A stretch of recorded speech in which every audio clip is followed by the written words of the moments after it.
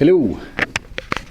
You may have heard the old saying, often attributed to the US President Benjamin Franklin, that there is nothing certain in life except death and taxes.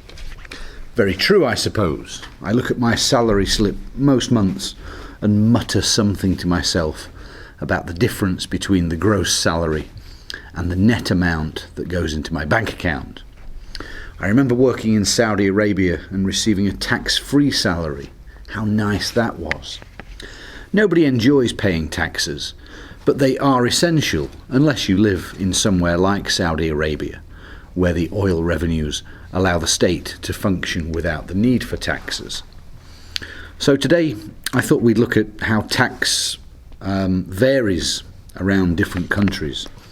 Firstly, how much is paid, and then how much is spent on the various services we receive. I'll finish with my own views on where it is wisely and less wisely spent. I guess that most people in most countries think they pay too much tax, but spare a thought for the Germans and the Danes, that's Denmark, where the citizens pay an average rate of tax of 40% and 39% respectively. They are followed by the Netherlands with 32% and Italy at 31%. Most developed countries in the study pay between 21 and 27% of their income in taxes. The UK is 25% on average. So where are those taxes spent?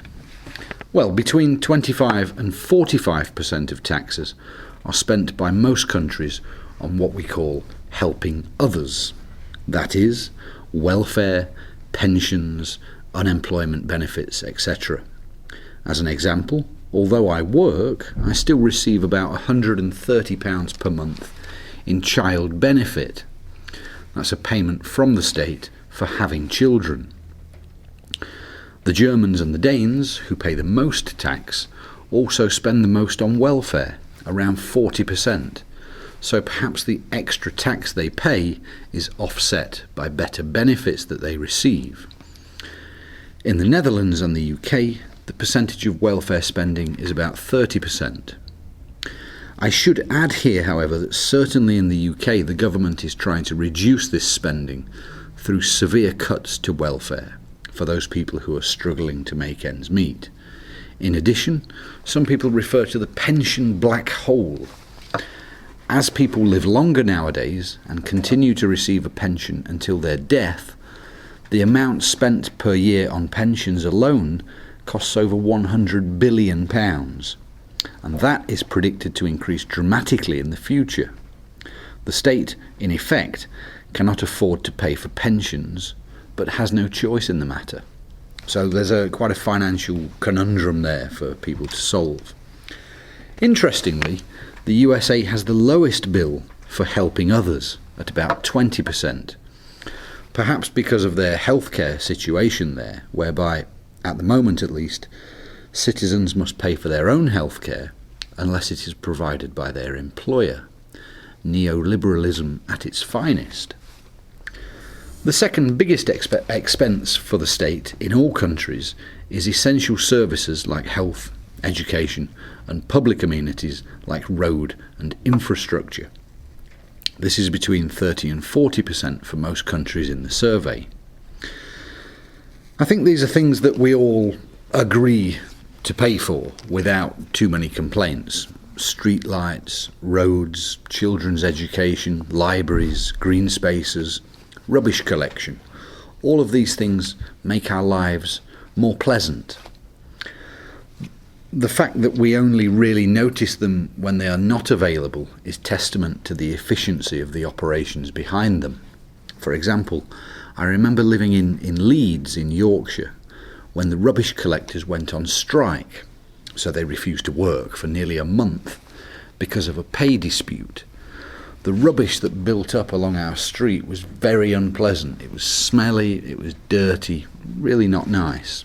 But, you don't notice that it is happening when it is collected. We take it for granted. The third big spending area is security meaning the armed forces, Army, Navy and Air Force, along with the fire services and the police and justice systems. And the fourth area is resources like energy, transport, the environment and such like. Let's quickly consider security. In the UK at the moment, there is a debate about whether to renew our nuclear missiles to bring them more up to date. The cost to do this is debated, but it could be anywhere between £20 billion, according to the Ministry of Defence, or, according to campaigners opposed to the new nuclear missiles, it'll cost about £100 billion. Whatever, it sounds like a huge amount of money. Well, it is a huge amount of money. But as a percentage of tax, the spending on security in all forms accounts for just 10% in the UK. In most other European countries, it's about 7%. In the USA, however, it's closer to 15%.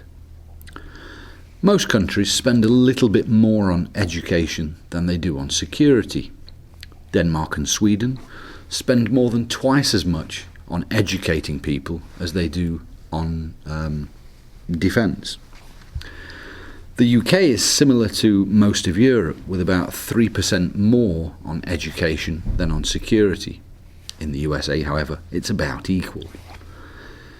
So let's look at quality of life for a moment as a way of introducing my own views on the spending of taxes. Denmark and Sweden are often said to be two countries with a high standard of living and a mostly happy bunch of residents. The people of Denmark pay a hell of a lot of tax, but they get this back in terms of the quality services and welfare. In Sweden, although they only pay 25% tax, the same as the UK, more money is invested in resources, i.e. the things that make our life pleasant, the rubbish collection, the parks, the green spaces, etc.